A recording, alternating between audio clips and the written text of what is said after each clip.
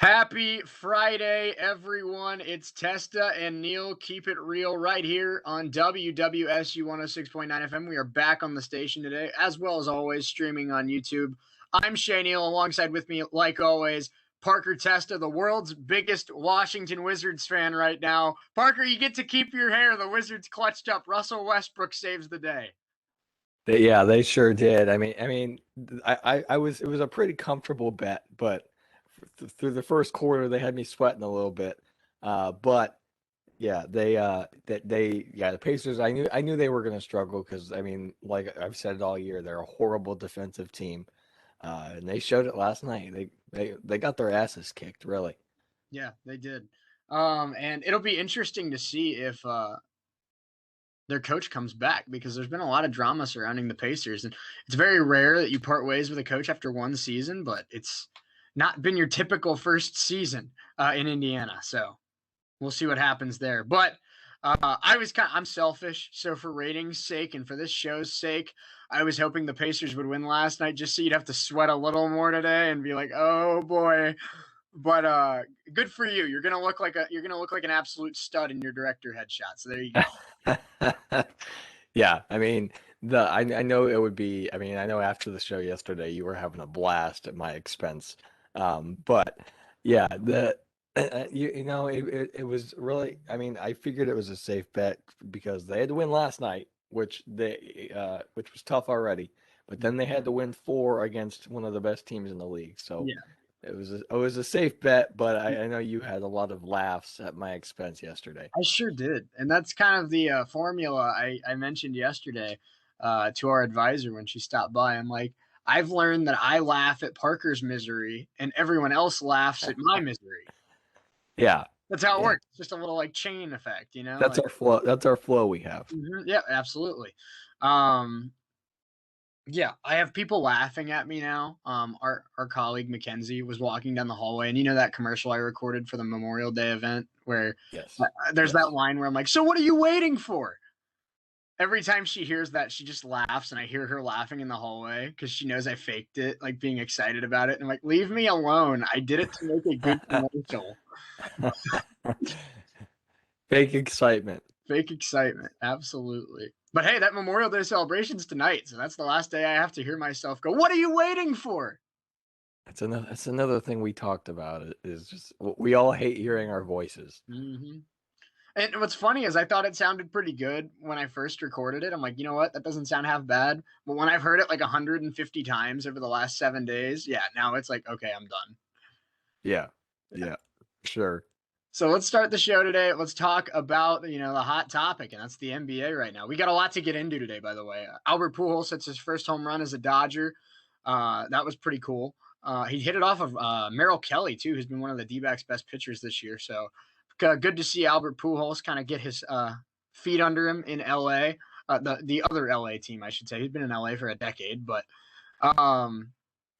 also, I'm excited to get into this later on in the show, are the best late round steals / gems in the history of sports. The first one's going to be pretty easy. You probably know of him as the GOAT of football, but after that, I don't know if you've heard of him. He's a guy. He plays in Tampa Bay. Wears number 12. yeah, I've heard he's kind he's of a system okay. quarterback, but I don't know. People say he's pretty good, but yeah, he hasn't done a whole lot for me to prove it yet. nah, So he's an average NFL quarterback that accidentally won 7 Super Bowls. yeah, Anyone could do that. You could go he's out there. okay. You could go out there and get his resume.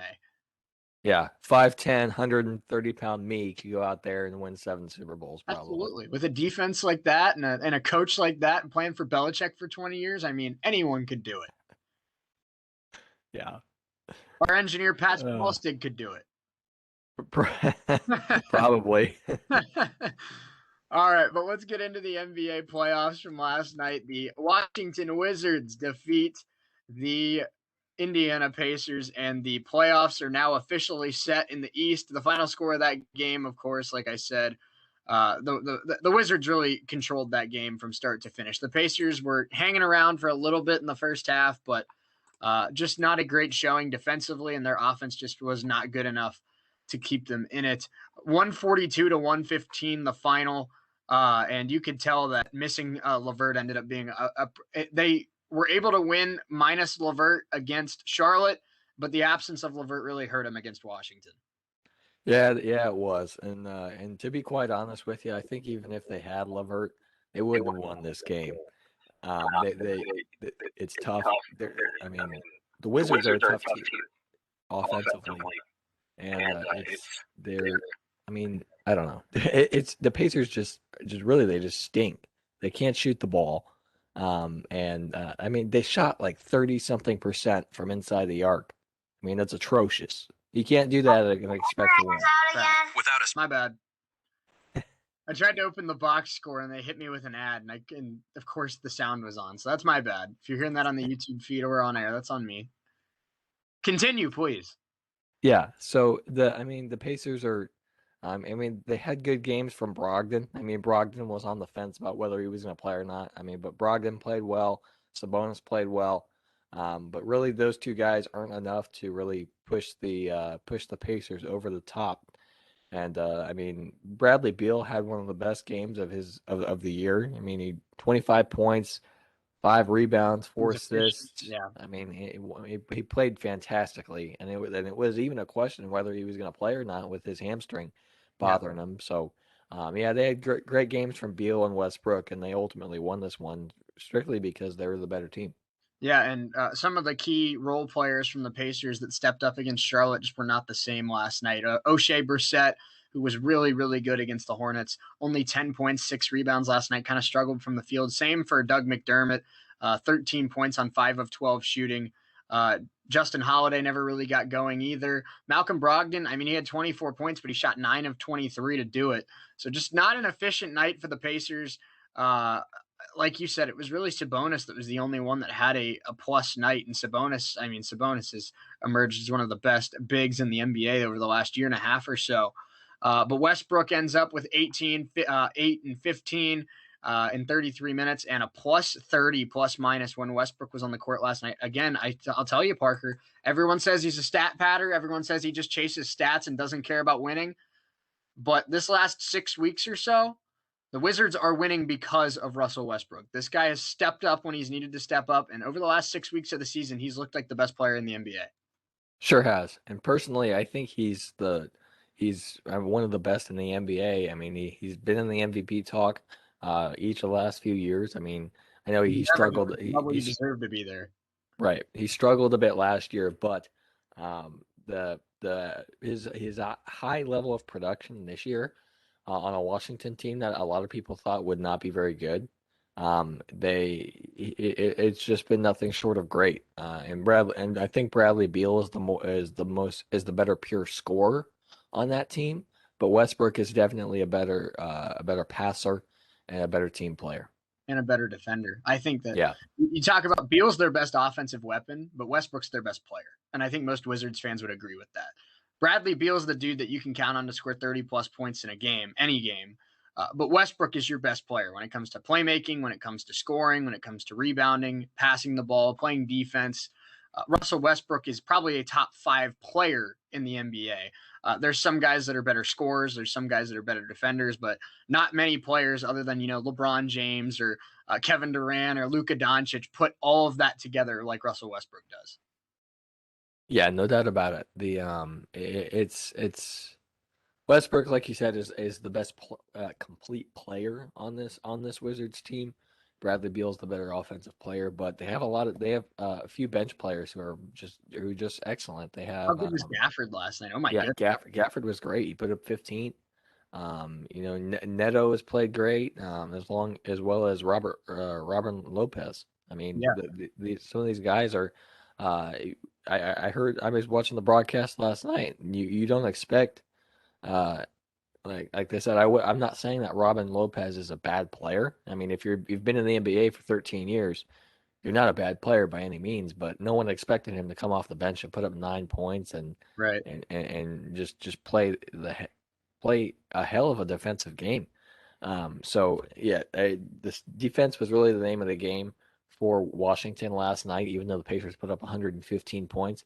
But it seems like in today's NBA, if you keep a team under 120, you had a good defensive night. Yeah, I agree. For sure. That's kind of the modern era of NBA basketball that we've seen. But Daniel Gafford ended up being the X factor for the Wizards last night. That team shot 58% from the field, but we knew Westbrook and Beal were going to step up, and we knew Sabonis was going to step up. It was really about who was going to step up as that X factor. And we saw it for Indiana against Charlotte. It was O'Shea. O'Shea. What's his last name? Crap. Bassett. Reset. Brissett. I'm sorry, O'Shea Brissett and Doug McDermott. They had guys like that step up against Charlotte. It was Daniel Gafford last night for the Wizards, a guy they got in a midseason trade with the Chicago Bulls. And last night off the bench, 15 points, 15 rebounds, 5 blocks. What a night for the young player out of Arkansas. And he might get a lot more minutes coming up in this series against the Sixers with how he played last night. Yeah, no doubt about it. I mean, Gafford was. I mean, Washington had better production from their bench, even though Keelan Martin has been great for the Pacers, even though Cassius Stanley played well last night, even though TJ McConnell has been good, and even though I mean, the Pacers had the better bench players, I think, but more bench production Mm-hmm. goes to Washington for last night. They played very well. They played very team oriented ball. I mean, just the point output from just their bench alone. You had 10 points, 6 points, 9 points, 9 points, 15 points, 8 points. So better team play across the board for Washington. As far as just better play, even though the Pacers even had less production from their bench. I mean, Martin had 13, Stanley had 11, Aaron Holiday had 7, Sumner had 5, McConnell had 4. So it's just better team play and better production from the bench is really what propelled Washington over the top last night. No doubt about it. And that brings us to just like I said, Jesus, I just stuttered like 8 times in a row. Um, but that brings us to where we're at right now. We have the Warriors and the Grizzlies playing tonight. It's the final game of the play-in tournament. I love Ja Morant. There's not many bigger Ja Morant fans than myself. Jaren Jackson Jr. is an outstanding young talent, a very athletic forward that's very strong on defense as well. But Steph Curry is the best offensive player in the NBA right now, and I don't think he lets this Warriors team lose tonight. Yeah, I don't think so either. I mean, they put up a heck of a game against the Lakers the other night. If And it wasn't for LeBron, they would have beaten the Lakers. right, yeah, exactly. So, I agree with you. I think the Warriors win this one. I don't know how close it will be. I think I think Memphis will keep it close throughout the first half, but Curry's going to take over in the second half and single-handedly win this game for Golden State. Yeah, I agree. But the East is set. After tonight's game, we'll have the entire first round set. But the East is set, so we can break these down in a little more detail now that we know the matchups. Let's start with the two new ones, shall we? We'll start with the 2 seed that was decided a couple days ago, and that is going to be the Brooklyn Nets and the Boston Celtics. I think this one, I mean, it's pretty easy to see what the main matchup is in this series. It's Kevin Durant versus Jason Tatum, 2 of the better scoring forwards in the NBA. The difference is Durant has Kyrie Irving and James Harden, as well as some key role players like Blake Griffin, DeAndre Jordan, and Joe Harris. Jason Tatum, now that Jaylen Brown is hurt, has Kemba Walker, who's been really inconsistent in his tenure as a Boston Celtic. And then who else does he have other than that? Tristan Thompson. So really, Tatum's going to have to be the best player in the world if the Celtics want any shot to beat the Brooklyn Nets. Yeah, no doubt about it. I mean, he put up 50 points in their play-in game. So I think he like you said, he's single-handedly the best player for the Celtics right now. So and that's something that Brad Stevens, he's going to ride the hot hand. If it ain't broke, don't fix it. I think that's the idea for Brad Stevens going into this series with Brooklyn. So he's going to ride Jason Tatum. But I mean, I'm not picking against Harden. I'm not picking against Durant. I'm not picking against Kyrie Irving. So Brooklyn wins this series for me, but I think Boston will make it tough on them. Yeah, and if Jaylen Brown was playing, I think it'd be a lot more. I think it might be one of the better matchups of the first round. I'd still pick the Brooklyn Nets probably, but I think the Celtics could push it to 6 or 7 with Tatum and Brown. Yeah. with Brown out, Brooklyn in 5. Tatum might have a good enough game to win one game in Boston, but the trio of Durant, Harden, and Kyrie is already too much for this undermanned Celtics team. And then you also throw in the depth of Blake Griffin and Landry Shamet and Joe Harris and DeAndre Jordan. This Brooklyn team is one of the 3 or 4 best teams in the NBA, and I would be stunned if they didn't get to the finals. Yeah, no doubt about it. They've been one of the best teams in the NBA all season long. I mean, they've just added just great player after great player. I mean, they brought in Blake Griffin to a team that was already really good, and I mean, I sat there when they announced that Blake Griffin was going to Brooklyn. It's like, well, I mean, every other team just stopped because they're gonna win the finals. Yeah, for sure. I think that Brooklyn takes care of business in this series against the Celtics, but I mean, I'm not a Celtics fan, but the basketball fan in me wishes, obviously, of course, that Jaylen Brown was healthy, because I think if the Celtics team was fully healthy, it'd be a really fun series. But um, I think Brooklyn will be pretty heavy favorites in this, even though Jason Tatum has been really, really good the last couple months. Yeah, no doubt about it. Jason Tatum's one of the best players in the NBA right now, um, as well as Jaylen Brown when he's healthy. So and that's really the key for a lot of guys right now if he's healthy. Mm-hmm. Staying healthy is, I mean, just one of the key things in the NBA right now. If you can't stay healthy, you're not on the court and you're not playing. So, that's really tough on Boston and Brad Stevens, how they're going to attack a Brooklyn team that's quite honestly one of the best we've seen in a long time. Yeah. It's probably the best team since that Warriors team with Durant. Yeah. So I mean, Brooklyn just has all the talent in the world. Jason Tatum's going to play his ass off, no doubt about that. And I agree with you. I think he's gonna play well enough to squeak out one game, but Brooklyn in 5 for me. Yeah, I agree. Brooklyn in 5. Let's get to the other matchup that we now know, and that's Philadelphia taking on the Washington Wizards. I like this matchup, I think, more than most. Um, the way Westbrook and Beal are playing right now, I think the Wizards make it interesting. But at the end of the day, as good as Daniel Gafford played last night, Daniel Gafford and Robin Lopez is not going to slow down Joel Embiid. Ben Simmons, Ben Simmons irks me that he's never learned how to shoot a 3-pointer, but he's one of the best defenders in the NBA, if not the best defender in the NBA, as well as a really good playmaker. They're probably going to have him guard Bradley Beal for the majority of this series.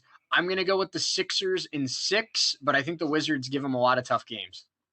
Yeah, I think they do too, especially after seeing their offensive onslaught that they put on not only the Pacers last night, but teams in just a lot of games late at the end of the year. I mean, they just scored just outrageous amount of points, and I think there will be a few games where Philadelphia just defensively just can't stop the onslaught of Westbrook and Beal. So I think Philadelphia wins this one in. I'm gonna say 7. I think that Washington's gonna give them a few tough games. They're gonna win 3 games here. I think so. I think Philadelphia in 7 strictly because they just have had they've had a really successful year and Embiid has just played fantastically all year. And I know we share similar kind of viewpoints on Russell Westbrook, where we both weren't the biggest Westbrook fan ever. Like I don't think I ever considered. I called him a stat patter, but I never considered his stat padding getting in the way of winning. I always thought that the numbers he put up were obviously insane, but I never called myself like a Russell Westbrook supporter, Russell Westbrook defender. But the way he's played this year, the way he's revived this Wizards team that was literally left dead a month ago. They had a 0.6% chance of making the playoffs on April 6th, and now they're in the playoffs and maybe one of the hottest teams in the league right now. Russell Westbrook deserves a lot of credit, and that's coming from me, a guy that hasn't really given him as much credit as he maybe deserves. So Russell Westbrook and Bradley Beal. If Beal is healthy, if that hamstring's good to go, Beal can score on anyone in the league, and that includes Ben Simmons. And the way Westbrook is playing right now, I wouldn't be surprised at all if this goes to 7. I'm going to go with Philly in 6 because I think Embiid has a really good series.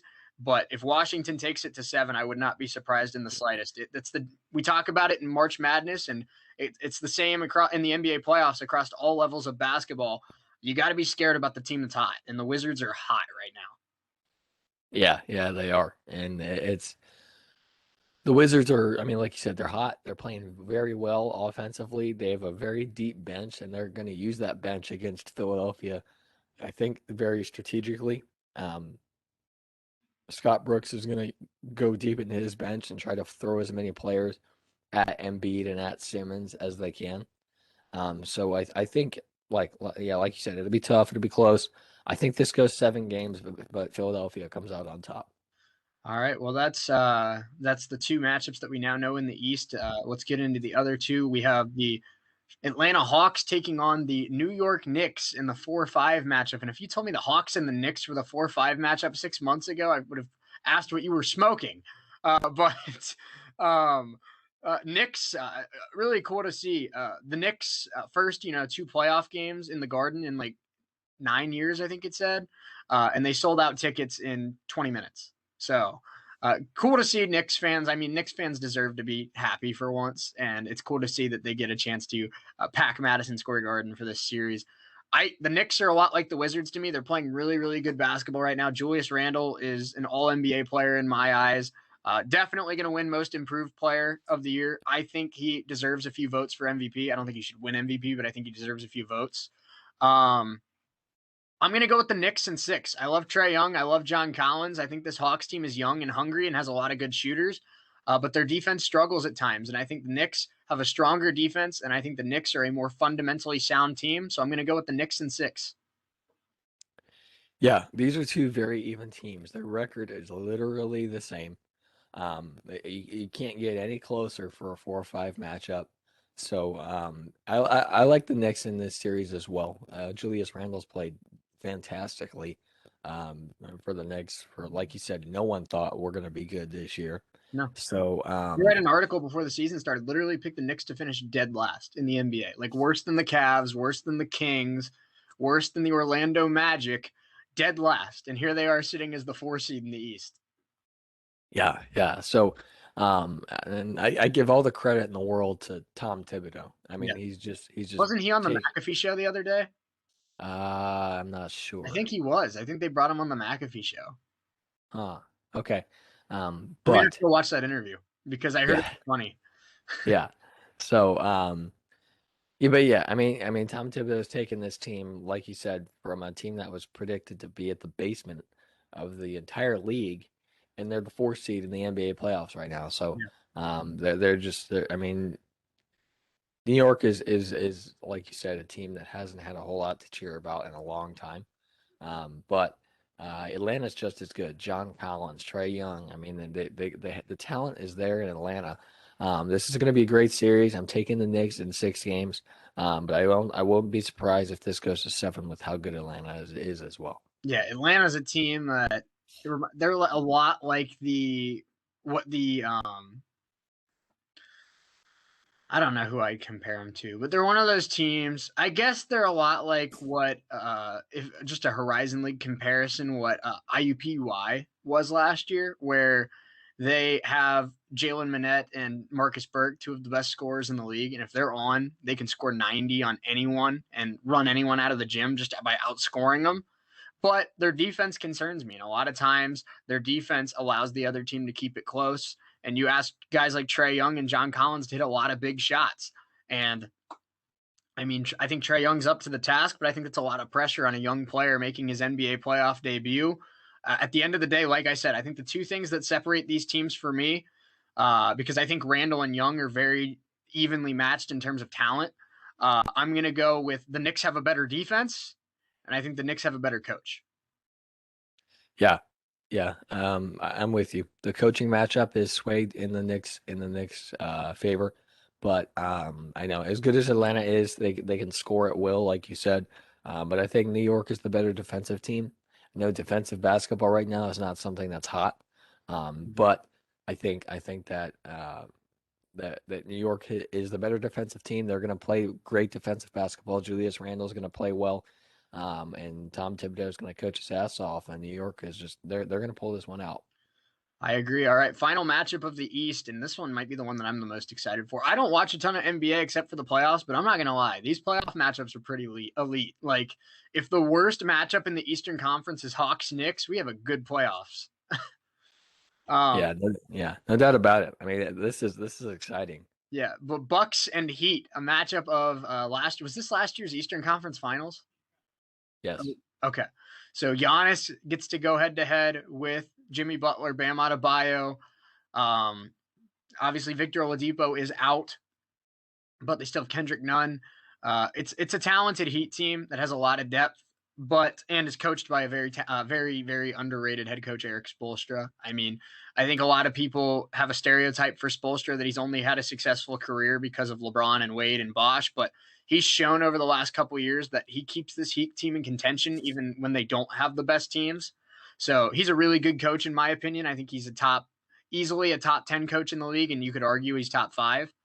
Um, but I think the Bucks get revenge this time around. I think Giannis is on a mission. I don't know if he gets past Brooklyn, but I think Giannis is on a mission this year. I think Middleton steps up in this first round, and I really like Dante DiVincenzo as an X factor in this series. I think the Bucks play very strong defense, and I think Giannis outplays Jimmy Butler. I've got the Bucks in 7, and maybe the best series of the first round. Yeah, I mean, I just love it's a hell of a story. Eric Spoelstra is. I mean, 13 years ago, right now, like right at this time, he was in the video room running like a camera for the Miami Heat. Now he's won a few finals as the head coach of the Miami Heat. Yep. So, if you're a video guy out there and you have dreams of being a head coach, don't give up because if Eric Spoelstra can do it, you can too. Absolutely. Absolutely. So, yeah, but I like this matchup. I mean, the Heat have proven that they're a very good team. They were in the finals last year, but yeah, I think Milwaukee is going to be too tough or this time around for the Miami Heat. Like you said, Dante DiVincenzo has played fantastically. He's one of the best names in all of basketball, Such a Dante cool name. DiVincenzo. Um, so yeah, I think Giannis is going to play well. I think DiVincenzo is going to play well. And I think the Milwaukee Bucks win this one, and I think 6. Yeah. Okay. I like that. Normally, I'd wait until tomorrow to talk about the West because I'd wait for the Warriors game to start. But tomorrow's Saturday, so we're just gonna pretend, since we both picked the Warriors, we're just gonna pretend that the Warriors won, and we're gonna use them as the 8th seed. If the Grizzlies win, I'll apologize because I like the Grizzlies a lot. So I'll apologize if the Grizzlies end up winning, but I really do think the Warriors are gonna win tonight. So let's do the Western Conference. I did not anticipate this segment being like 45 minutes, but the NBA playoffs are in right now, and it's fun to kind of break down these matchups. So the series we do know right now, Suns and Lakers. The Lakers become the first 7 seed in over 30 years to be favored against a 2 seed. I love Chris Paul. I love Devin Booker. I love the story of the Phoenix Suns. I'm so happy that they're competitive again, but Lakers in 6. Actually, Lakers in 5. You can take 5, really? I'd take 5. Okay. Maybe 6. I'm going back and forth, but I don't like betting against LeBron, so I'm going to go 5. See, I'm not going to bet against LeBron either, but Phoenix has had a hell of a year. Mm-hmm. No doubt about that. I mean, Monty Williams is going to be the coach of the year. And he deserves it. Very much so. Right. And that I left my email open for the Nick Phillips press release regarding the new basketball coach, and then I get an email. You're a busy man. You get a lot of emails. You're like Jay Glazer of WWSU. I love it. But yeah, he's the Lakers. I'm not betting against the Lakers either. I think the Lakers win this one in I'm gonna say 6. Okay. But I think Phoenix makes a couple games out of it, and I think those games that the Lakers win are going to be close, and the Lakers are going to barely edge out Phoenix. Chris Paul is one of the best to ever be, one of the best point guards to ever play the game. Mm-hmm. Devin Booker is fantastic, obviously, but I think the Lakers just have the better talent all around. So I think the Lakers win this one in 6. Phoenix is going to make a few great games out of this series, and all of these games in this series are going to be close, but I think the Lakers win it in 6. And here's an interesting debate that I'm curious about what people listening to this think, and I'll have you reach out to us on Twitter with your opinion. At Parker Testa, at ESPN Shea Neal. Who's better in your opinion? 2 very similar scorers, 2 very similar ages, and 2 very hyped up players. Who do you think is the better player, Bradley Beal or Devin Booker? That's an interesting. I slightly lean Booker, but it's really close. I would lean Booker as well, because he's done more with less. Exactly. Um, and Beal's always he's needed that second star. I mean, the Suns have never been good, but Booker's been able to win games by himself. yeah, Booker has just been he's been really the only one there, but since before Chris Paul got there. But Beal has always had a second guy with him. Right now he has Westbrook. Before it was John Wall. So yeah, I mean Beal has had that second star with him, but Booker's done more with less, and I think that's why I would give the edge to Booker in this debate. I agree, but let us know what you think. Obviously, Bradley Beal, kind of maybe the more athletic player, but Devin Booker, I think, is a little more consistent. And like Parker said, Devin Booker's been able to do more with less. So let us know your thoughts on Twitter. Booker or Beal, who would you rather have on your team? Unless you're a Wizards or Suns fan. I mean, I guess if you're a Suns fan and you'd rather have Beal, you can tell us that. But I feel like Suns fans love Booker and wouldn't want to get rid of him. But how frustrating does this have to be for the Suns? You're a top 5 team in the league all year record wise. You have your best year in a decade, and then you run into the 7 seed Los Angeles Lakers with LeBron and Anthony Davis. And the only reason why they're the 7 seed is because both guys were hurt all year, and now they're back and healthy. And you're like, oh, well, we're the 2 seed, and our reward is playing LeBron. Yeah, it's not fair. Sports isn't fair. Nope. Not at all. So let's get into this other matchup here. Like I said, we're going to assume that the Warriors win, and it'll be Warriors versus Jazz. Donovan Mitchell just worked out yesterday on that sprained ankle. He said he's going to be good to go for game 1. I love this Jazz team. I think they're underrated every single year. I love how they're coached by Quinn Snyder. I love Donovan Mitchell. I love Rudy Gobert. I think he's one of the best defenders in the league. I think he is the best defensive forward in the league. Or I should say center, because Ben Simmons is the best defensive forward in the league.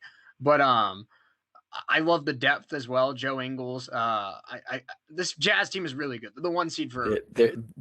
I sense a butt coming. But the Warriors are going to win in 7 because Wiggins has elevated his game to the level that we expected when he was the number 1 overall pick. Steph Curry is the best offensive player in the league right now. And I think Curry finds a way to get it done. I've got the Warriors in 7 over the Jazz. I think the 8 seed pull off the upset.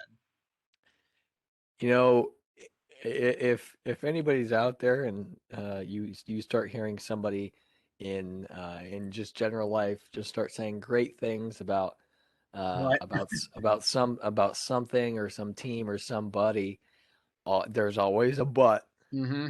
You lay it on thick and say but, and then say what you really mean. Yeah, well, it's the 2021 business model, the compliment sandwich. Like, Parker, you're not going to have to shave your head, and you're going to look great for your staff directory photo. Your takes are moronic, but hey, I hope you have a great weekend. Tell me how you really feel. I did. but yeah, going back to this Jazz Warriors series, Utah. I mean, I love Quinn Snyder. He's one of my favorite coaches in the entire NBA. But yeah, the Warriors are a great team. I mean, like you said, Wiggins has come out and played great. He's elevated his game to an entirely new level. But I look at overall. Yeah.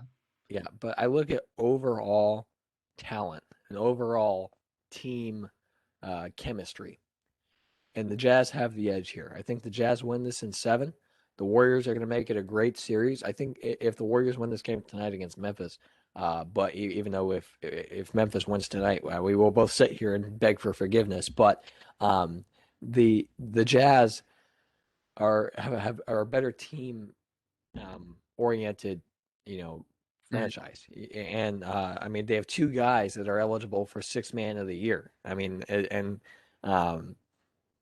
yeah, they're just a better overall team. Yeah, I agree. I think the Warriors make it a series, but the Jazz in 7 here for me. And no matter what happens tonight, I think it's going to be a fun series in that first round, because I think the Warriors are capable of beating the Utah Jazz. And I think if the Grizzlies win tonight, the Grizzlies and Jazz are built very similarly. It's just the Grizzlies are a few years younger. So I think if the Grizzlies win tonight, I'd pick Jazz in 6. But the Grizzlies are very easily a team that could be the next Utah Jazz when guys like Gobert and guys like Joe Ingles and stuff start to fall out of their prime. Yeah. I mean, as good as Gobert has been, I mean, just consistently great for a number of years now. He's up for Defensive Player of the Year again. Mm-hmm. Yeah, I mean, they have all the talent in the world there in Utah with Donovan Mitchell, with Gobert, with Joe Ingles. I mean, Conley had a great year. I love Joe Ingles. I mean, Mhm. he's one of the best bench players in all the entire NBA, and he's like 48 years old. So He looks like it's your high school, or he looks like your middle school gym teacher. exactly. Yeah. So yeah. So this is one of my favorite series of the entire NBA playoffs. If the Mhm. Warriors win tonight, yeah, I'm going to be watching this one a lot. No doubt. But I like the Jazz here in 7. Okay. All right. Well, let's move on to the two series that we already knew about. We'll start with the 4-5 matchup, and that's the Mavericks and the Clippers. If I'm torn between Bucks Heat and Mavericks Clippers as my favorite series of the first round, I think. But I told you this last week, and I'm gonna stand by it. If maybe I dug my own grave, but I'm gonna stand in that hole. I'm gonna own it. Mavericks in 7. I think Luka finds a way to get it done. I think Kristaps stays healthy. And I don't think Paul George is as bad as he was in last year's playoffs, but I don't think Kawhi is as good as he was in last year's playoffs. I think Luka and Kristaps find a way to win this in 7. Wow. Okay. This is, I mean, this is as close as the 4-5 series in the East. Really could go either way. I mean, Clippers have Kawhi Leonard, one of the game's best players. They have Paul George, one of the game's best players. Um, but Dallas has Porzingis. They have Luka Doncic. They Mm-hmm. have, I mean, you could go down the list. They have one of the best coaches in the NBA in Rick Carlisle.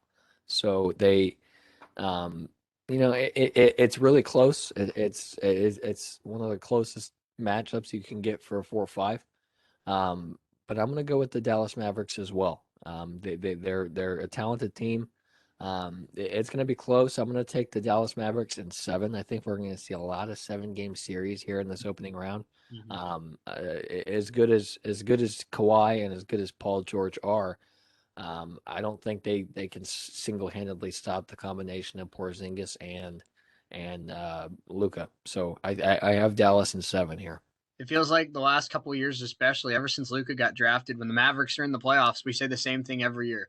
This team could get to the Western Conference Finals and maybe even the NBA Finals if Kristaps can stay healthy. If Kristaps stays healthy, he is a matchup nightmare. A 7'3" center that can spread the floor, block shots, shoot threes. There's not many of those in the NBA. If he can stay healthy, this Mavericks team might be the second best team in the West behind the Lakers in terms of talent. And I could very well see them in the Western Conference Finals because I think Luka's that good, and I think Kristaps is that much of a matchup problem. Yeah, yeah. It's a really close. I mean, I'm gonna say it again. It's a close matchup. Both teams have two stars that are very good. I mean, LA has George and Leonard. Dallas has Porzingis and Doncic. So, I think Carlisle's the better coach. I agree. So I'm gonna take. I mean, I'm gonna favor the coaching matchup here. I'm gonna favor the Dallas Mavericks here because one, they have a better coach. Two, the combination of two big men. I mean, we saw it with Wright State. Teams couldn't stop Loudon Love and Grant Basile. So what makes you think that the Clippers are gonna? I know it's not the same thing, but uh, the combination of two big men is lethal in basketball, and Dallas has that. So I give the edge to the Mavericks here. And Luka's just got some sort of like X factor to him, man, where I feel like you can. I mean, a lot of NBA players have athleticism. A lot of NBA players can shoot. A lot of NBA players have good instincts, but it's a very, very select few that you can count on to hit that big shot whenever you need it. Guys like LeBron, guys like Damian Lillard, guys like Kevin Durant. At Wright State, we were spoiled with a young lady by the name of Angel Baker that we felt like could hit any big shot at any point of the game. Luka Doncic is that guy for me. He's just got ice in his veins, and if the Mavericks are within a possession late in the fourth quarter and Luka takes a shot, I'm confident that it's going in. Yeah, I am too. And they're, um, I know we talked about it earlier in the year. He took a shot from the right elbow right on the Dirk Nowitzki silhouette. And or is that the right word I'm looking for? I don't know. But It you was know, the perfect shadow. Yeah. yeah, yeah, looked just like Dirk. He has the same playing style as Dirk. He has the same build frame as Dirk. I think Mark Cuban went out and got Dirk Nowitzki The Ma- 2.0. right. The Mavericks just like these European guys that shoot the ball and are playmakers. And I think, like you said, I mean, he's a very similar scorer to Dirk. The only difference is he's more athletic and a better ball handler. So, like you said, he's like Dirk 2.0. Yeah, yeah. So, this is, I mean, this is just an entertaining series all around. But this next series is one that I love as well, I Denver love and it. Portland. Mm-hmm. I mean, Dame Lillard has been fantastic. McCollum has been fantastic. They're just, this series is really interesting to me. And they have really good depth as well with Robert Covington. They have Hassan Whiteside. They have it's a team that has different guys that can step up on different nights, and that's what makes them dangerous. Who did they? They also got Norm Powell at the deadline with the Raptors. So he's now in Portland as well. So I think this Blazers team is really really good. I love the coaching matchup too with Mike Malone for the Denver and then Portland. I mean, Portland's always been just so well coached. Uh, Dame is really, really good. I love this Nuggets team though. I think Jokic, as much as I think I'd vote for Curry, but I think Jokic is going to win MVP.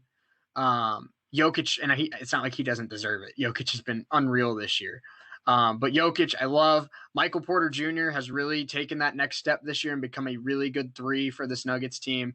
They still have Jamal Murray, even though he's hurt. But this team just has the depth. I mean, Will Barton. I mean, it's a good team. It's a well coached team, and it's a team that finds different ways to win every night. And I think they find a way to win this series. I got the Nuggets in 6. Yeah, I'm gonna take the Nuggets as well. I love Terry Stotts, head coach for Portland. He's been one of the best in the NBA in the last few years, but I think the depth with Denver is just unmatched. Denver might have the best, and I don't mean to cut you off, but Denver might have the best depth in the NBA. Period. Yeah, yeah, no doubt about it. They have the best overall talent. I mean, they have Will Barton, they have Bol Bol, they have Aaron Gordon, Nikola Jokic, of course. He's going to If be they in the had MVP. Jamal Murray, they would have been the 1 seed, I think.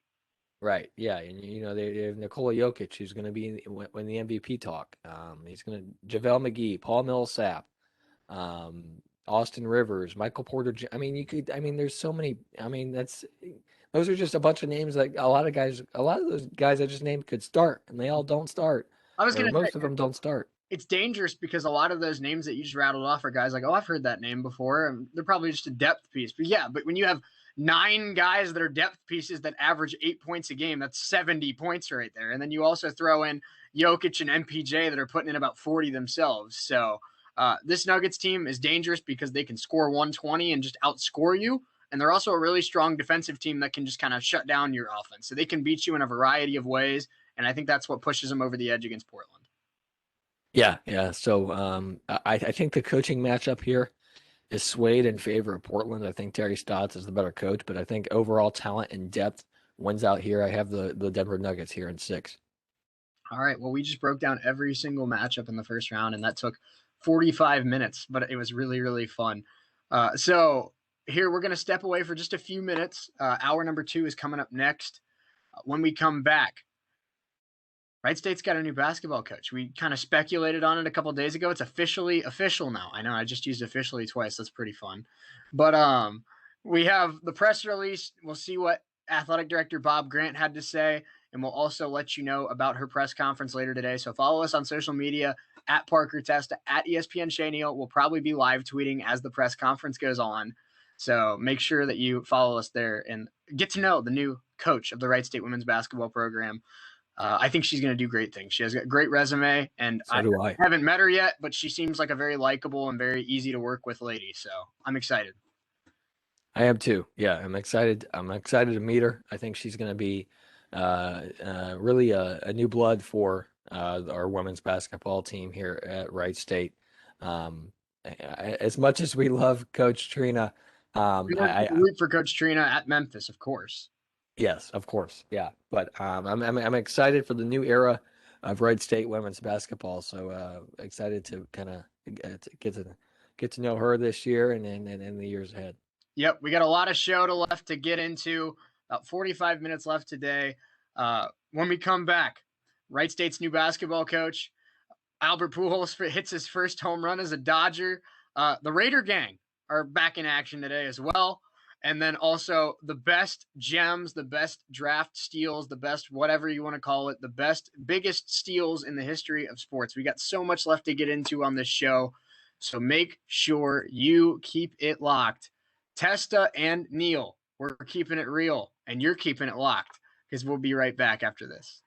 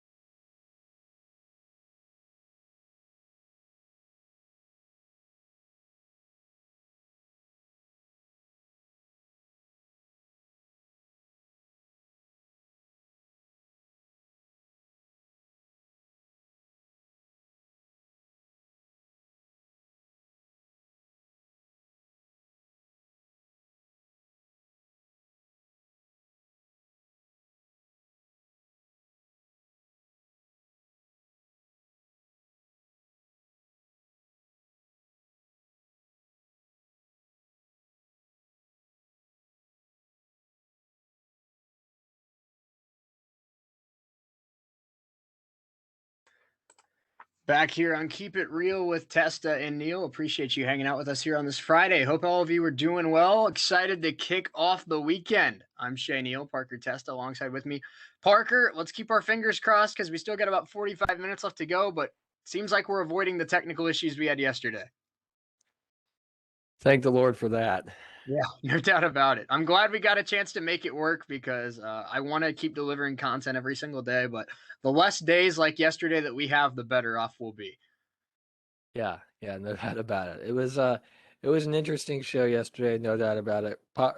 Props to you for carrying me through the segments where I was frozen and having issues, but it was just yeah, really weird because it was half me trying to like keep the show going and half me texting you trying to figure out what the hell is going on. So there was yeah, just awkward. Our advisor came in here yesterday into the lobby to have a chat, and I was playing the show on the monitor because I was just making yeah. sure everything sounded okay. And she just keeps looking up and seeing like everything like kind of malfunction, and she's like, "Is that like a 10-second pause?" And I'm like, "Don't ask." She's like, "Are you texting on a show?" And I'm like, "It was weird." Yeah, it happens. Yeah, no, yeah. Well, good to be back to normal, semi-normal at least today. And it wouldn't be an episode of Keep It Real if we didn't have our little WWSU excited moment of the day. So I'll let you know. I was walking to use the bathroom yesterday, and a certain org that we know was having a staff meeting, and I overheard them say WWSU is getting their act together, so we got to step it up. So that warms my heart because we're back in business, baby. We sure are, and that org that we will not name on the show has been I know who very they are. awesome to us. So we really appreciate them and all their help that they've given us. Yeah, and I'm having to be an adult, and it's weird. I met the president of UAB yesterday. I've met the president of BSU. I've met all these people that I should know who they are, but I've never met who they are. So uh, it's just good to get the brand out there, and I'm very, very excited about what we're able to accomplish. I put in our group chat today, and I sincerely mean it. I mean, the work and the adaptability that this group has put in just 3 weeks is outstanding. It makes my job a lot easier, and it makes my job a lot more fun. And that's something that the org that I'm talking about, I've bragged to their president. I'm like, I thought this would be a lot more stressful than it has been, but it's been really fun because I don't have to babysit anyone. I just sit back and watch other people succeed, and that's what this is all about.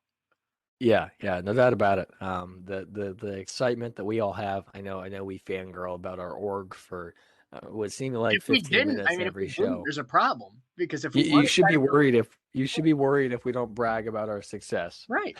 If we're not passionate and we're not excited about what we're doing, then why the hell are you listening to this station? Exactly.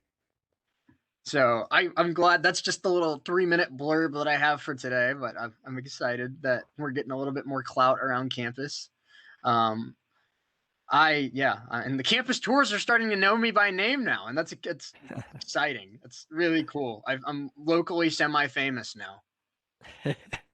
Locally semi-famous. I like that. Like Justin Kinner up in Van Wert.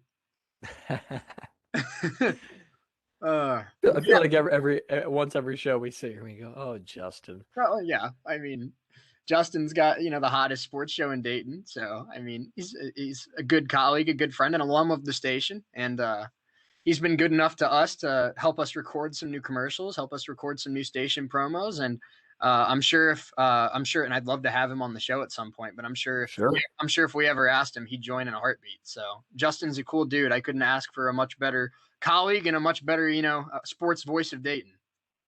Yeah, no doubt about it. And he's hilarious too. Yeah. I mean, just his tweets about the Reds and he goes off on tangents about the Reds on his show that I love. So yeah, he's an entertaining host for sure, and he's done some great things. So I really appreciate his help. I think his best quality and what makes him so enjoyable is that he's so on the fly funny. Where like my favorite moment of him in the last 6 months is when that caller called him an ass, and then he comes back from break 3 minutes later and just on the fly is able to come up with he's Kev Nash, I'm the ass, and like it's a 5-second blurb, but it's been 3 months of comedy. So I love it. Yeah. But yeah, we have a lot to get into here to end the show today. We have the best steals, the biggest gems in the history of sports. I'm excited for that. We also have Wright State's new head coach, which we're going to talk about right here, right now. And then the PGA Championship coming up. That started yesterday. It continues into the weekend. I was actually watching a little bit. I went out to Milano's for dinner last night. Good for you. Watching golf. You know what's I'm proud of you. You know what's funny? I'm almost 22 years old. Last night was my first ever Coors Light. And yes, people listening at home, I am of legal drinking age, so thank you for your concern. But no, yeah. And honestly, for a cheap beer, I'm trying to drink as many different cheap beers as I can because I'm a college kid and that's all I can afford. It wasn't bad. And I went during happy hour, so it was only $3. So that's a W. Bargaining. Couponing in the alcohol department. Yes. Yeah, but no, I did catch a little bit of it. I probably got there when they were like when the last couple groups were on like the 14th hole, so I didn't see a ton. But well, that's really all you need to watch is the last few holes. Yeah, no doubt about I'm it. proud of you. Good for you watching golf. My dad was there, and I think it was Shane Lowry that was on the screen, and I'm like, "Yo, why is this golfer like 240?" Like, I mean, and then my sister's there too. And my sister's like, "It's because golf isn't the most, like hardcore workout sport." And I'm like, "That's probably true." My man eats Yes. a Twinkie every time he birdies. Yes, I love it. Yeah, I mean, I know I'm a resident golf fan at the station. No one You else got to is teach me really. how to golf, man. I mean, between you golfing all the time and now Morgan being the our marketing director works a second job at a golf course. Like, I got to learn how to golf. I wouldn't advise you learning how to golf from me, but um, Call yeah, up Tiger Woods. He's not doing I, much. I mean, it's fun. I mean, I'm not as good as I would like to be. I'm actually gonna try to get out and play this weekend if I can. But The weather's supposed to be great. um, what's that? The weather's supposed to be great. It's the perfect week. Oh yeah. No, the only problem is you'll probably be shoulder to shoulder with people on every hole. Right, right. Yeah. See that's the problem. I'm gonna go when it's always packed. I need to find a place to go when or a time to go when it's not packed. But yeah, lots going on. I mean, let's get into our new face on campus here, Shay. Absolutely. And this is from the press release from our very, very talented and dedicated assistant athletic director, Nick Phillips. A shout out to Nick if he's listening to this. I mean, he does great work. He keeps us Nick up to date. is He Nick keeps is a legend. Yeah, he keeps us up to date all the time with Yeah, rosters, with information. He always sends us the press releases. He always invites us to the media, the press conferences. Um, if we can't make the press conferences, he sends me the recordings of them. And I mean, when the pandemic happened and we couldn't be in the Netter Center like we normally could, he found a spot for us. So Nick's an absolute G for what he's able to do for us on campus, and we appreciate it. So, but this is from Nick Phillips and the Wright State Athletic Department. Carrie Hoffman, the new Wright State women's basketball head coach, announced by Director of Athletics Bob Grant on Thursday afternoon. She becomes the 8th head coach in women's program history. She will be formally introduced to the media later on today at the Mills Morgan Center at Setzer Pavilion. It'll be streamed on Facebook Live. Hoffman said, "I'm beyond grateful for this opportunity I've been given. In my short time interviewing, it was clear to me that this place truly cares about student athletes and treating people right. That's a mission I can get behind 100%. I'm so humbled and very excited to get the ball rolling." We'll have Bob yeah. Grant's comments in just a second, but your initial thoughts on Coach Hoffman, Parker? Well, from what it sounds like, the athletic department was very high on her early in the process, and Mm-hmm. that's something that we see a lot when different teams at any level goes through that process of finding a new leader. So, from what it appears, Bob Grant loves Coach Hoffman, and she's obviously had success at Cedarville. She won 106 games. She was Coach of the Year in the Great Midwest Athletic Conference in 2018 and this past season. So she earned the NCCAA Midwest Region Coach of the Year honors in 2019 and 2020. So she averaged 21.2 wins per season at Cedarville. I believe she was there 5 years. And she won 74% of her games, and so that 74% clip is something that me as a broadcaster following this team is something that I can get behind. Yeah, three So out of four is not bad at all. exactly. So athletic director Bob Grant says we are thrilled that Carrie and her family are joining our Raider family. During this process, it became clear that Carrie has the passion and priorities that we value in our culture. She brings a winning mindset and a proven track record of success. We are excited for the future of our women's basketball program under Carrie. So it's Bob Grant, athletic director, said that in a press release yesterday. So, yeah, I'm excited to get to know Coach Hoffman. She seems very excited to come to Wright State, and she's obviously had success at Cedarville. So I'm excited to see what she can do with our women's basketball program. And I think Bob Grant had a similar mindset to what I had when I was putting my staff together. And that's weird to compare WWSU to Wright State Athletics. But obviously, resumes are important. Obviously, skill sets are important. But the most important thing to me, and I think what the most important thing was to Bob Grant, was getting somebody that wanted to be there, getting somebody that was proud about the product. And that's what I've found with the staff that we have now. And I think that's what Bob Grant found in Coach Hoffman, somebody that's proud to be a Wright State Raider, somebody that's excited about the opportunity of being the Wright State Raiders head coach. And I think that passion for the brand, it's already a really strong start for Coach Hoffman. And obviously, like you said, her track record and her resume speaks volumes with what she's been able to accomplish. She seems like a very positive, a very passionate person, which is great. But she's also a winner on the court.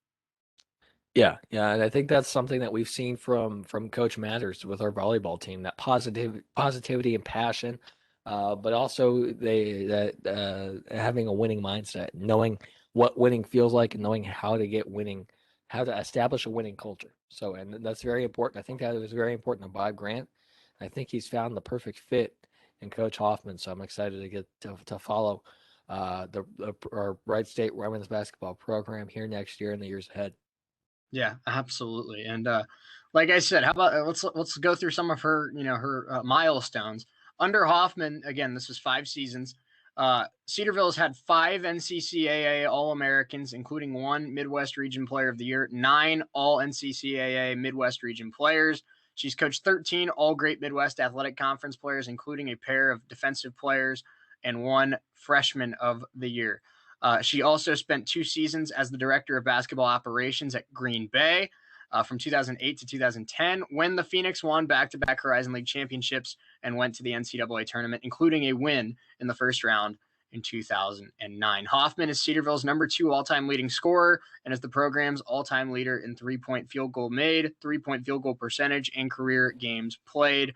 Carrie Hoffman is from Wisconsin, and they reside in Springfield. So she has the milestones, she has the resume, and she has the excitement to be here. So welcome to Raider Nation, Coach Hoffman. We are excited to meet you, and we are excited to see you get to work.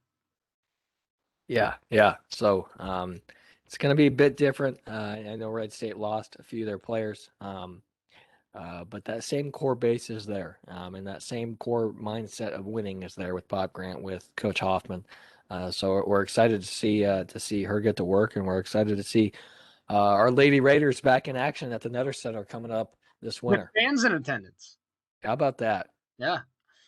It's baby steps, right? State just announced yesterday that you don't have to wear a mask when you're outside now. So baby steps. We're slowly moving back to normal. Slowly. But by the time fall semester rolls around, I think the hope is that masks are less enforced indoors as well. And I think they're already kind of planning for having fans in some capacity at sporting events this year. Maybe it's not 100% attendance, but even if you can only get 50% attendance in the Netter Center and in McLean, it's way better than what we had last year with no fans. Yeah, yeah. And I know we both dealt with it, sitting there calling the game in the It's not fun. top. It is And fun because I love what I do, but it's not as fun. I yeah, thrive off of the atmosphere of the crowd, and I know you haven't gotten really that opportunity to feel calling a game with a crowd like that. Like, my favorite moment in my time here was Wright State in Northern Kentucky at the Netter Center when they were tied for first place. 2 weeks left in the season. Wright State ended up winning that game 85-81. Bill Wampler had 30 points in that game, hit like 8 big threes in that game. It was just one of the greatest atmospheres, and the Netter Center had like 10,000 people, and it was so loud. It was so energetic. 2 teams that absolutely hated each other, 2 teams that knew that the winner would most likely win the league. It was such a cool atmosphere, and I just can't wait to taste that again.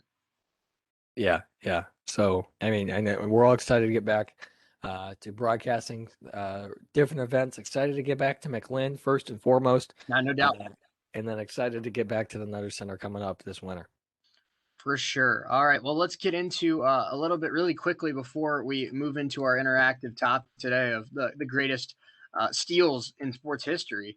Albert Pujols, it's his first home run as a Dodger last night. His 668th of his career. I mean, it was a squeaker. It barely got out in the right center. But hey, a home run is a home run. And Albert Pujols is now on the board in Dodger blue. Yeah, yeah, and it was a big one too last night. I think it's that home run was really the deciding factor in that game last night. I know both Dodgers and the Giants, or I'm sorry, it was really the deciding factor last night. Poohl hit that homer. Will Smith scored, and so it was a 2-run bomb that put the Dodgers in the lead and ultimately won them the game. But the Dodgers have a big series coming up this weekend with the the first place San Francisco Giants. You can thank the Reds for that. Ugh, That was terrible. the Reds got stomped. Oh my goodness. I put the game on in the lobby. Our engineer went home at like 12:30 yesterday, and he was the only person that was in here other than me, so I had the whole office to myself for like 5 hours. That's not true. I left at like 4:30. But I put the game on while I was sending some emails in my office, and just because I wanted to hear it. And I came out and it's 8-0 in the third. And I'm like, nope, I'm not dealing with this. Nope. Turned it off and did not think about it the rest of the way. And I'm glad I didn't, because if I sat through a 19-4 drubbing, I probably would be not just waking up now, because I probably would have had a lot more than one Coors Light last night. Yeah. I mean, I put that game on for a little bit because it was on YouTube yesterday. So I was working yesterday and put that game on a little bit, and it was like in the 5th inning, and they were up already like 11-2, and I'm like, yeah, that's not good. I'm just gonna do something else. How's your ego feel, by the way, when our music director tweeted the other day and said she's on Team Neal? It hurts. We always keep it real on Team Neal. It hurts. Okay, for all of you out there listening who are undecided, let me make my case for being on Team Red or Team Testa, okay? It's not fair, though, because on our graphic, your colors are red and my colors are white, and you know exactly why I can't promote my team like you can promote your team. You know, okay. And the people listening at home know, too. Okay. I'm not walking down that hole. If you like to be on the team that has the highest of highs, granted, there will be the lowest of lows with a lot of my crappy takes. But if some of those takes pay off, risking being bald, and yes, and if you want to be on the team that if one of my crappy takes actually happens, I will go on here and just yell and scream and celebrate for the entirety of 2 hours because I was right, and it doesn't happen very often. If you enjoy being on a team with hot takes, with high highs, low lows. I mean, granted, if you want to be boring and be right most of the time, granted, and go on Shea's team. Oh, man. If you want to hop on the train of the Bengals are going to win 11 games, they're going to win 11 games and be second in the division. If you want to hop on the L train, be my guest. And if you want to, if you want to spend every weekday listening to an annoying boob laugh at his own jokes, I mean, go ahead. But if you want somebody who actually knows sports, if you want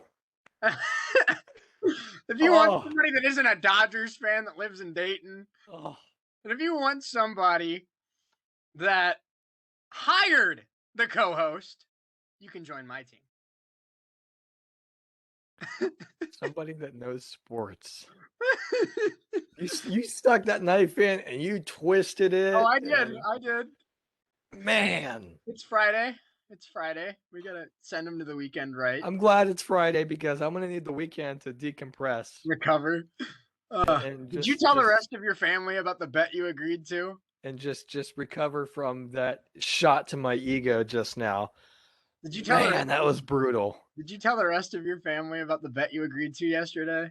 My sister did not want any involvement in this bet. But did your parents or anything like hear that you might be bald? Yes. What did they think? Do not do this. They thought you were a moron? Okay. What are you doing? What is wrong with you? What has media done to you where you've become an idiot? The things we do for ratings. And then you should have responded with, nothing! I was an idiot before I got into media. Well, I would say that, but that's technically not true. Media doesn't make you stupid. It just makes you stupider. I think this microphone has done terrible things to me. There are 3 types of people in media. Those who can count and those who can't. I can count. I think. Oh my goodness. All right, well, I need you to stall for like 30 seconds because I'm going to turn off my camera and grab my laptop charger so I don't just like bleep out here in like 10 minutes. So you can introduce the next topic. If you want to talk PGA Championship, why don't you line it up? Yeah. Okay.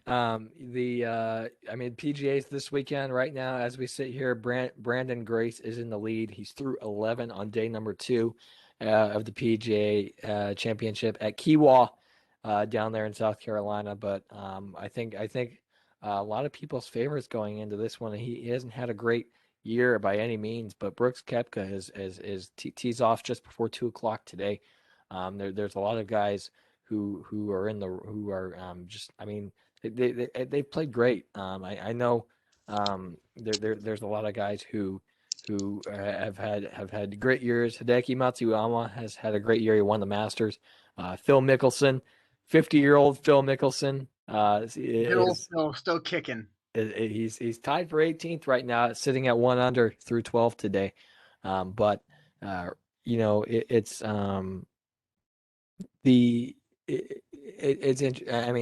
a lot of guys who've had great years. Colin Morikawa has had a fantastic year. He sits at 2 under. He tees off a little after 2:00 today.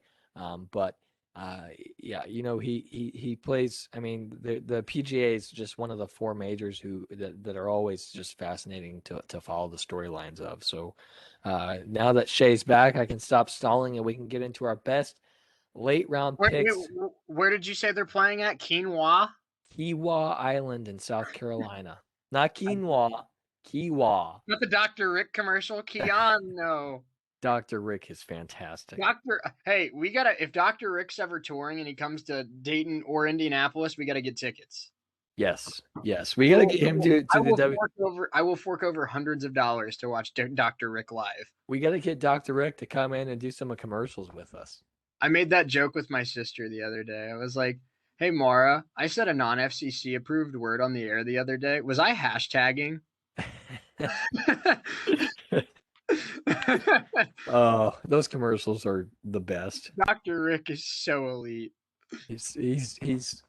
We need to get him in to speak to us. We all see it. He has blue hair. Blue. Guess what? The waiter doesn't need to know your name. If you printed off directions to get here, you're in the right place. Then just here, the camera goes up on the end just to take the picture. I love it. Dr. Rick is my hero. I want to be like Dr. Rick when I grow up.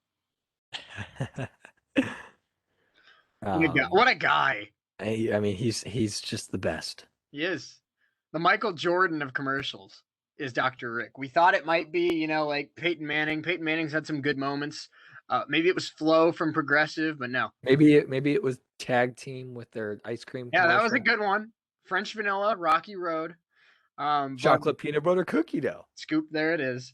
So, but yeah, I think Dr. Rick's taking the cake for king of commercials. Yes. Leave it up to us to talk about commercials for and Dr. Rick for 3 minutes. Yeah. That's the beauty of this show. How could you know what we're going to talk about? Because we don't know what the hell we're going to talk about. We literally came on today 10 minutes before we started recording this and literally said, what are we talking about today? Because neither of us know. Nobody knows. But we say it all the time. The best things in radio come when you don't know what you're talking about. No doubt about it. That's how it works. So let's start this off. Like you said, the greatest draft steals in sports history.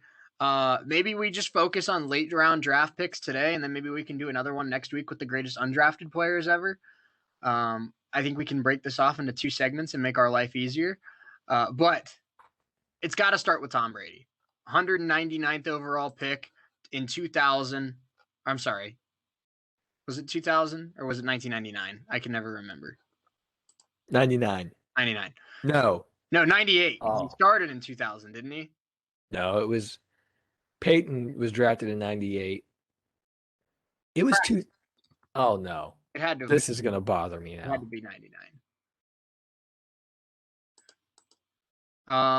Oh Jesus. It was 2000. Round 6, 2000. Okay. So we were both wrong. Just like I this said show. 2000. I just doubted myself. Oh, okay. because I'm like, there's no way Brady was drafted in 2000. He's too old. But no, Tom Brady, I mean, he's had a not bad career. He became the starter in fall of 2001.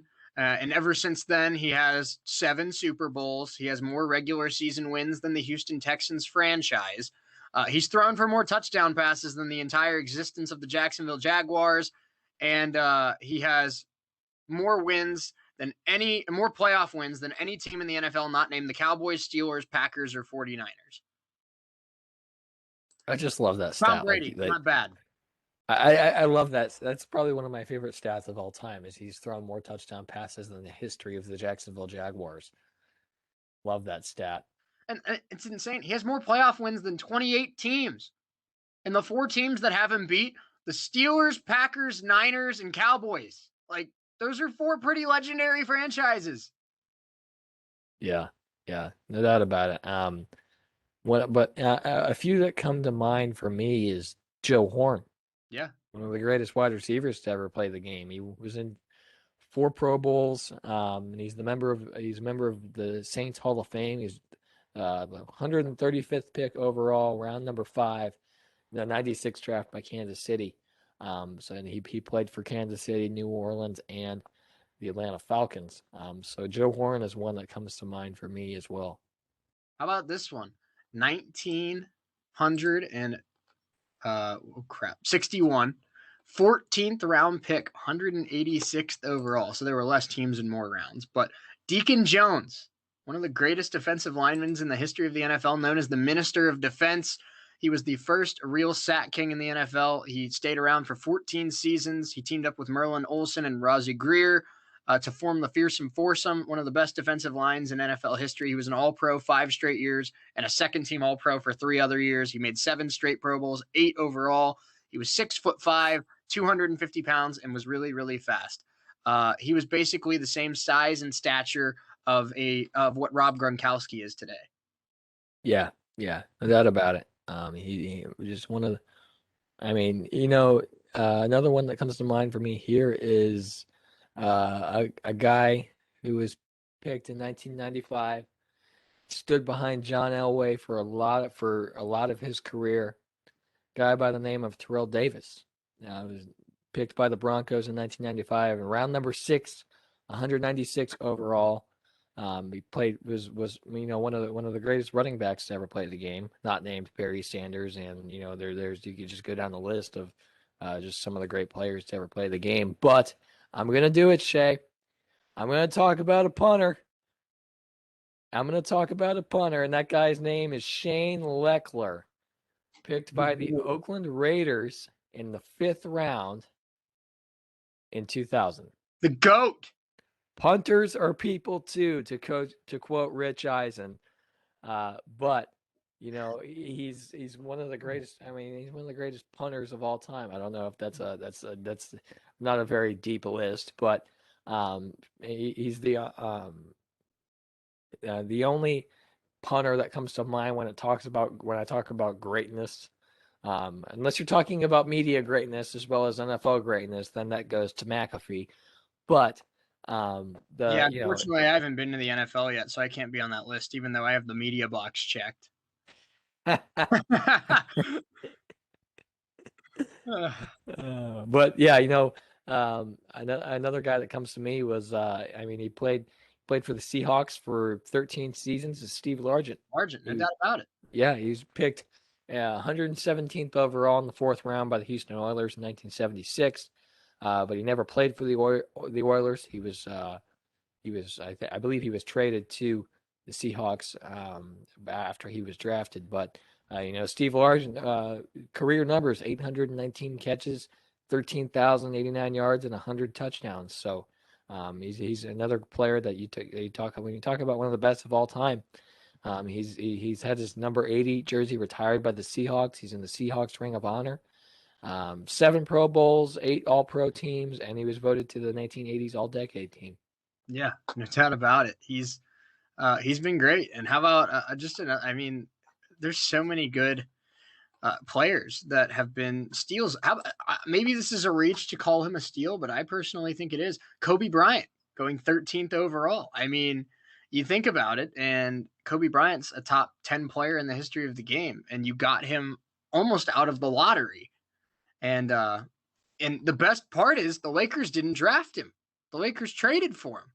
So the Lakers, all they had to do was trade for a guy that barely snuck into the lottery, and he ends up being the greatest player probably in the history of their franchise. I guess you could argue for Magic Johnson. You could argue for James Worthy, Wilt Chamberlain, Kareem. There's a lot of really good Lakers, but my vote would go to Kobe. Yeah, I'm with you. I mean, picking Kobe at 13 is blasphemy. Trading was even worse. Yeah. I mean, Charlotte. Charlotte could have had one of the best top 5 players in NBA history. Good job. But it's they already do. They have LaMelo Ball. Stop.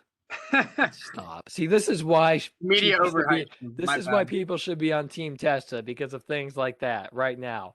At least I don't say the Bengals are going to win 11 games like a dope. But if they do, I look like a genius. But if they don't, you look like a dope. I look like a dope already, so that's okay. But, you have nothing to lose. But another one that comes to mind for me is Shannon Sharpe. He's picked in the 7th round, 192nd overall by the Denver Broncos. So, I mean, he's 815 catches, 10,000 yards, 62 touchdowns over his career. Now he sits in a studio and argues with Skip Bayless all day long. So, I don't think you can get much better of a career than that. But just bow jab, Skip. Oh man, what a king! Yeah, Dr. Rick and Shannon Sharpe need to have a show. Yes, make it happen, Fox Sports. Come on, Fox, bring on Dr. Rick. Skip's ready to go home. Take Max Kellerman off First Take, put Skip back with Stephen A, and put Dr. Rick on Undisputed. Let's move into our favorite sport, baseball. If Tom Brady wasn't a thing, this might be the greatest steal in sports history. Mike Piazza going in the 62nd round. I haven't there were 1,389 people judged to be better baseball players than Mike Piazza, who went on to become the greatest hitting catcher of all time. Finished in top 5 in the MVP voting 4 different times. 1993 Rookie of the Year. And honestly, he's definitely one of the top 5 catchers of all time. I'd probably put him 3rd with Johnny Bench 1 and Ivan Rodriguez 2. But a top 3 catcher of all time in the 62nd round, what a steal. Yeah, no doubt about it. I mean, Mike Piazza had just an unbelievable career with Dodgers, Mets. I mean, Marlins. Was he with the Marlins? I think he was with the Marlins. So, and that's one story that I love on that Mike and the Mad Dog 30 for 30 is they literally hounded the Mets organization to trade for Mike Piazza, and they did. So, if you and I ever reach a stature where we ever get Bob Grant to hire a coach or one of the coaches to bring in a transfer, we've done our jobs. I can retire happily. We got to start yelling at Nagy to get Quisenberry. That's the move. But yeah, I mean, obviously one of the greatest players to ever play the game is Mike Piazza. But another player that comes to mind right now for in baseball is Kevin Youkilis with the Boston Red Sox. Mm-hmm. He was picked in the 8th round, 343rd in 2001. He was only recruited by 2 Division I schools, but he comes out and he ascended through the minors, and he just had. I mean, he walks. I mean, that's why he made the majors so quickly. It's just he walked, and I mean the legendary general manager of the Oakland Athletics, Billy Beane, nicknamed him the Greek God of Walks. The Greek God of Walks. What a nickname. So Kevin Youkilis comes to mind for me with Boston. Yeah, and that's just you mentioned he only got 2 D1 offers. That's just the perfect example of what they tell us what from when we start playing baseball as kids. If you have the talent, they will find you. It doesn't matter if you're at a JUCO, a D3, D2. If you have the talent, they will find you. And we see D2, D3 college baseball players get to the majors all the time. It does. You don't have to go to Vanderbilt or Florida to be recognized in college baseball. You can end up playing at a place. I mean, Wright State's D1, but it feels like just as many Wright State Raiders are getting to the major leagues now as some of these SEC and Big Ten schools. Yeah, no doubt about it. So here's one. I think this is like the poster child for modern baseball of late round draft steals. Jacob deGrom, a Agreed. ninth round pick Well, in wait, 2000. before you break this down, if I remember correctly, wasn't he drafted as a shortstop? Yes, he Yeah, played that's what I short. thought. He played shortstop during his first 2 years at Stetson University after going undrafted out of high school. Um, I mean, and since then he was a ninth round pick in 2010, 272nd overall. But last year he became the 11th pitcher to win back to back. Oh, I'm sorry, not sure when this article was made. But I think you he's won know, two. yeah. So this was last year. So 2 years ago he became the 11th pitcher to win back to back Cy Young awards, including Scherzer, Pedro Martinez, and Sandy Koufax. So yeah, I think DeGrom is the poster child Yeah, of modern baseball for late round steals. I agree, and I think it probably haunts baseball GMs to this day that every team had 49 chances to take Jacob deGrom when he came out of high school, and then 9 rounds when he came out of college. So, um, God, that hurts. DeGrom could have been a red. Well, speaking of the Reds, I don't know if you'll agree with me on this, but Tucker Barnhart Yeah, uh, was Tucker's a been I mean, 2-time Gold Glover, solid catcher. yeah 10th round pick in 2009, 299th overall to the Cincinnati Reds. So I think he won a Gold Glove in 2017. Yep. So Well, I mean the interesting thing is he was never supposed to be a starting catcher because we had Devin Mesoraco, who was a first round pick in like 2008. But Mesoraco was an all star in 2014 and hit like 280 with like 25 bombs. And everyone thought he was the next, great catcher in Major League Baseball. And then injuries derailed his career. Tucker Barnhart stepped in, and ever since then, Tucker Barnhart's been the starting catcher for the Reds and has done a really good job. yeah, for sure. I mean uh, everyone's looking for the next everyone's looking for the next Yogi Berra or the next Babe Ruth, and I think the Angels have found the next Babe Ruth. But to talk about Shohei Ohtani for the fifth time in as many days, but Deserved. yeah, but yeah, I mean, another one, the Angels, Howie Kendrick, 2002, 10th round pick in 2002. So, Howie Kendrick, of course, had a long career in baseball. He just retired last year. Hit the So, home run that won the World Series for the Nationals. exactly. Also hit So, the home run that beat the Dodgers earlier in that same playoffs. unfortunately, yeah, Sorry, my bad. that's okay. If you want to break my heart, you can bring up the Scott Rowland error at third base in Game 3 in 2012 because that hurts. But how about this one? A guy we talked about earlier on the show, first ballot Hall of Famer, no doubt.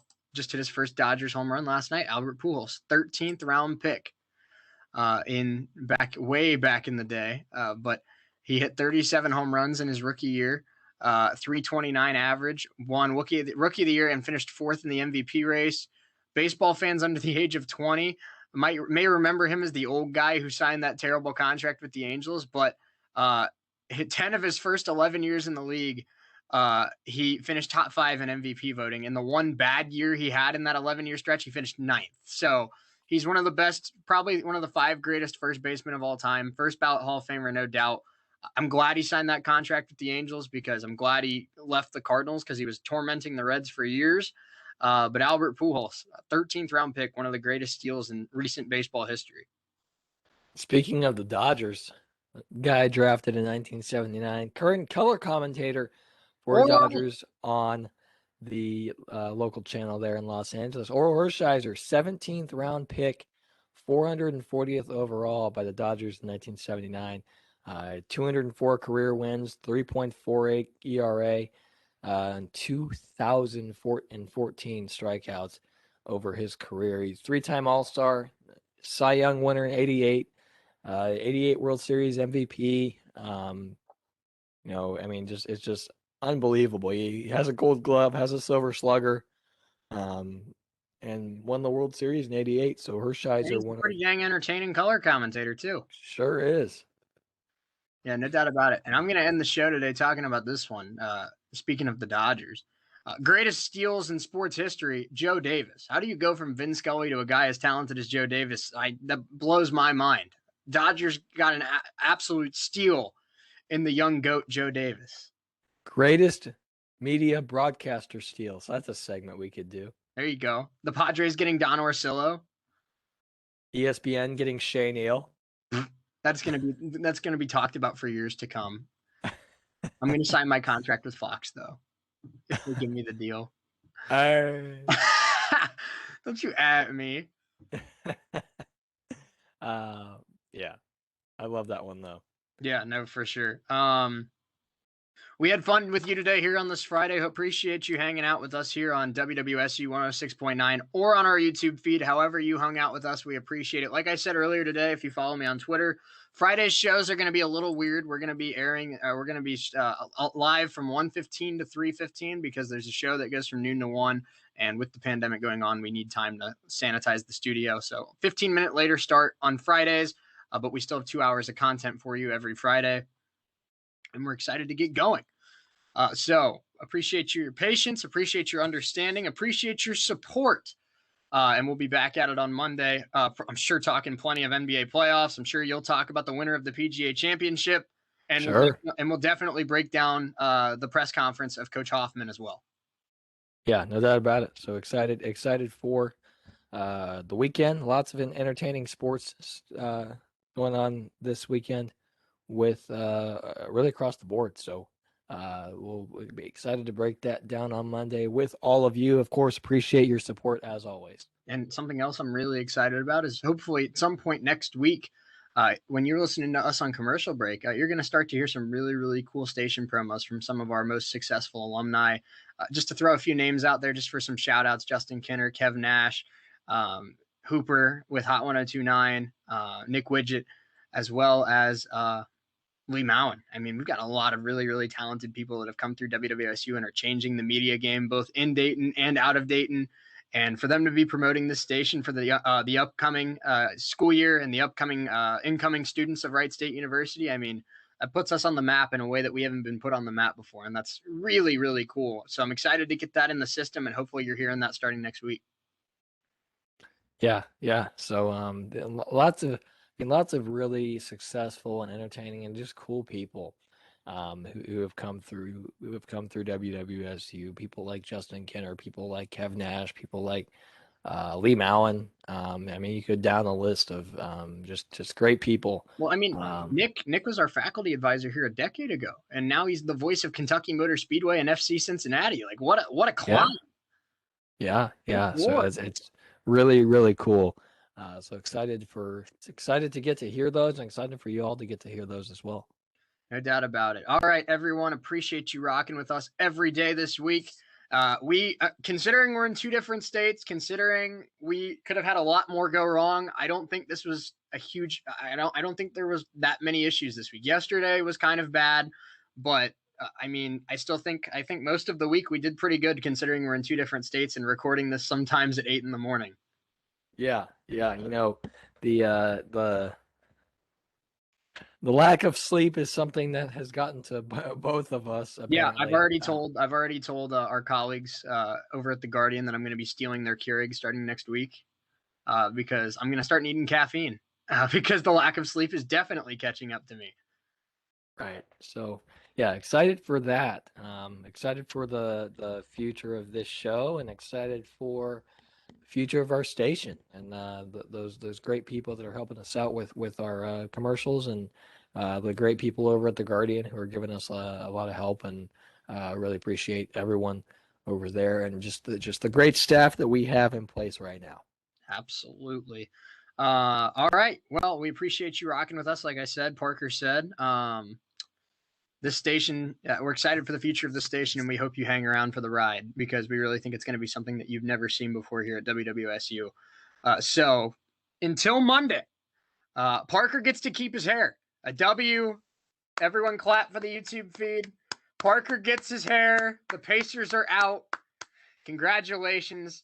You're gonna sad for the Pacers, but very fortunate for both my hair and my director headshot. Fortunate for WWSU that our sports director isn't Egghead, but fortunate for Morgan that she doesn't have to do a whole lot of editing, hopefully. Right. I was gonna say, right, like our meet our sports director Caillou.